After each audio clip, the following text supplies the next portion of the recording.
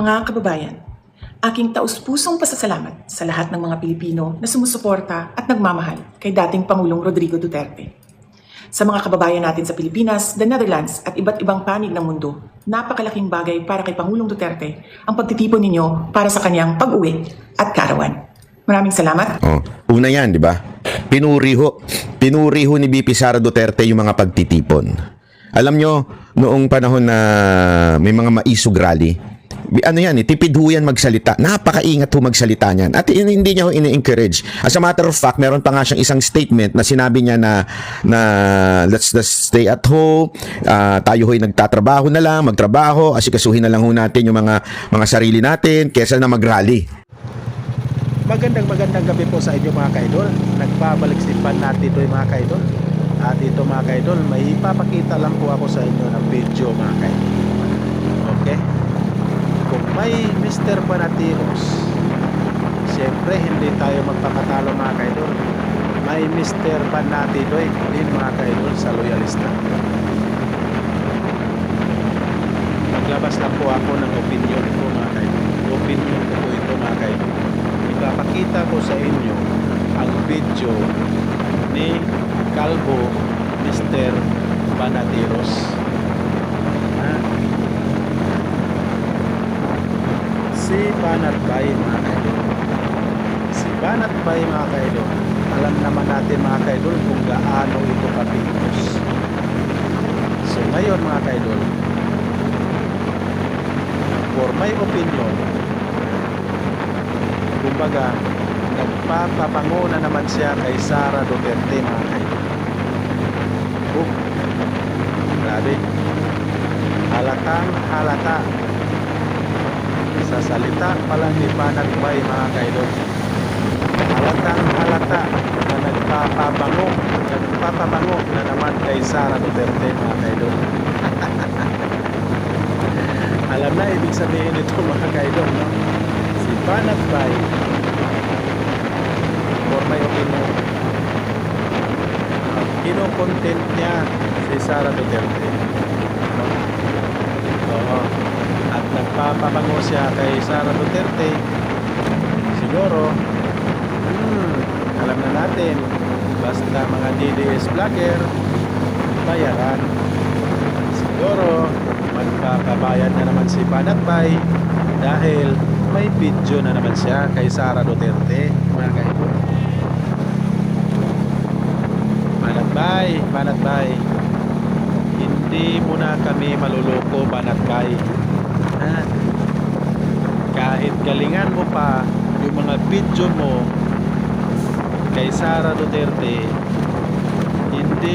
hindi na po maluloko ang mga loyalista sa iyo Banatbay, dahil ikaw ay malaking fake news peddlers, ay isang trolls, isang ang bayaran Banatbay sa mga Duterte. Kaya siyempre galingan mo talaga, ginagalingan mo talaga Banatbay. Ano yan, magpapadagdag na naman Banatbay. Wala namang problema yan ay no.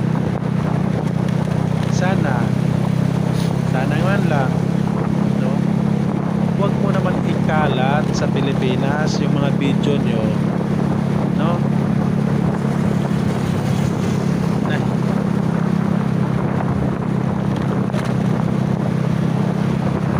Kasi Banatbay, yan si Sara Duterte, yan si Sara Duterte Banatbay ay isang artistahin at kontrabida. Yan ang roles ni Sara Duterte Banatbay. Alam mo na ba Banatbay? Si Sara Duterte ay isang artistahin na kontrabida. Papanoorin natin muna si Banatbay mga kaidol. Si Banatbay, ginagalingan niya ang mga video ni Sara Duterte na akala niya ba na paniwalaan sa mga tao, paniwalaan sa mga loyalista ang sinasabi ni Sara Duterte. Banatbay, huwag po kami kami Banatbay. Sanay na po kami sa mga sinasabi ni Sara Duterte. Hindi na po kami maluluko sa mga sinasabi niya ni Banatbay. Panoorin niya si Banatbay mga kaidol. Ginagalingan niya ang mga video ni Sara Duterte. Panoorin natin mga kaidol.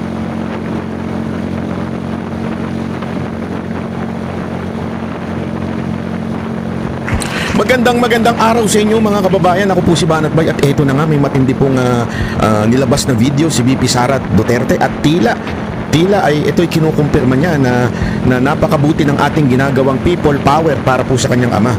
Abangan po natin yung video na yan at sa tingin ko meron hong pahiwatig. Yan po ang aking pananaw. Ngayon, kayo ho ang humusga kung anong sa tingin ninyo. Basta atin pong ipi-play ito at unti-unti natin ipapaliwanag. Kasi knowing Vice President Sara Duterte, bilang Vice President, tandaan ho natin, siya ho ang makikinabang kung sakali ho mawala si Bongbong Marcos.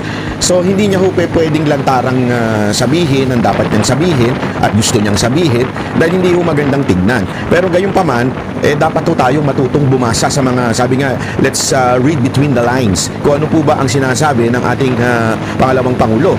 So, ito ho, meron ho siyang, sa tingin ko lamang po, ito'y pananaw ko. Hindi ko naman po sinasabing ito talaga ang ibig niyang sabihin. Pero gayon pa man, ipapakita ko lamang po sa inyo kung ano sa tingin ninyo ang ibig sabihin ni VP Sara Duterte dito. Kasi knowing the Vice President, I mean, knowing it from since 2016 na naging limelight siya because of her father na maging presidente, hindi ho yan nagbibitaw ng mga salitang wala-wala lang. Yung alam niyo, yung basta lang makasabi ng salita, hindi ho yan gayaan, di ba? Siya po ay talagang maingat sa mga salita at pag siya ho'y nagsalita, laging malaman. Kaya nga kung matatandaan ninyo dati, yung mga parinig niyang mangga at kung ano-ano pa, yan ay mga kababayan, isang pahiwating na hindi niya direktang sinasagot. Pero gayon pa man, meron ho siyang mga pahiwatig. At ganito din po ang sa tingin kong nangyari ho dito sa kanyang speech, sa kanyang pagbati, sa kanyang ama. Ito ho, pakinggan ho natin at kayo ho ang mag-conclude kung anong ibig niya sabihin. Pero ako ho, ito ang sa tingin ko ang ibig niya sabihin. Mga kababayan, aking taus-pusong pasasalamat sa lahat ng mga Pilipino na sumusuporta at nagmamahal kay dating Pangulong Rodrigo Duterte. Sa mga kababayan natin sa Pilipinas, the Netherlands at iba't ibang panig ng mundo, napakalaking bagay para kay Pangulong Duterte ang pagtitipon ninyo para sa kanyang pag-uwi at karawan. Maraming salamat.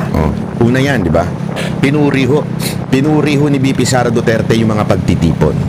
Alam nyo, noong panahon na may mga maisog rally, tipid ho yan magsalita. Napakaingat ho magsalita niyan. At hindi niya ho ini-encourage. As a matter of fact, meron pa nga siyang isang statement na sinabi niya na let's stay at home, tayo ho'y nagtatrabaho na lang, magtrabaho, asikasuhin na lang ho natin yung mga sarili natin kesa na mag-rally.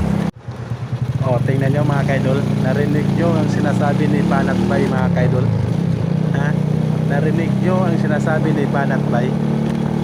Si Banatbay mga kaidol, parang ngayon lang nakarinig sa mga sinasabi ni Sara Duterte mga kaidol. Yung kumbaga mga kaidol, nagmamakaawa lang po si Sara Duterte para makawaan siya sa mga taong sambayanang Pilipino. Ulol ka Banatbay, panot. Alam mo Banatbay, hindi na po kami maniniwala sa mga ganyang salita ni Sara Duterte. Sanay na po kami sa paawa-ibig ni Sara Duterte. Parang ngayon ka lang Banatbay no? Ginagalingan mo talaga Banatbay. Palakpakan natin si Banatbay mga kaidol. Palakpakan natin. Nagpapadagdag po bayad si Banatbay mga kaidol. Palakpakan natin si Banatbay mga kaidol. Ang galing gumagawa ng vlog. Ang galing gumagawa ng content ni Banatbay mga kaidol. Grabe. Ginagalingan niya talaga ang content niya kay Sara Duterte mga kaidol. Napakabait daw ni Sara Duterte magsalita. At walang mura. Hindi nagmumura. At parang kumbaga lansado yung salita ni Sara Duterte. At hindi alam ni Banatbay, nagmamakaawa lang yan. Banatbay, ang galing talaga ni Banatbay. Palakpakan natin si Banatbay mga kaidol. Ang galing gumagawa ng content mga kaidol. Vlogger na vlogger talaga to si Banatbay mga kaidol. Grabe. Bilib na po kami sa iyo, Banatbay, no? Oo. Dahil ikaw po ay isang panot. Oo. Grabe, galing ni Banatbay. Hindi mo alam, Banatbay. Ha? Hindi mo alam, nagmamakaawa lang yan si Sara Duterte, Banatbay. Para kaawaan siya sa mga taong sambayanan Pilipino. Ha? Yan po ang totoo, Banatbay. Banatbay, parang ngayon ka lang ni Sara Duterte nakarinig ng ganyan, Banatbay. At kinukontent mo na, no? Ang galing mo gumagawa ng vlog, Banatbay. Grabe, parang ngayon ka lang nakarinig ng mga salita ni Sara Duterte. Plansado, di ba? Oo, nagpapaawa effect si Sara Duterte, Banatbay. Okay, mag-comment kayo mga kaidol. Si Banatbay mga kaidol ay isang DDS vlogger na trolls, isang bayaran, ha? Si Banatbay mga kaidol, at ginagalingan niya ang pag-vlog niya, yung video niya ni Sara Duterte mga kaidol. Oo, plansado na mga kaidol. Panoorin natin mga kaidol, panoorin natin.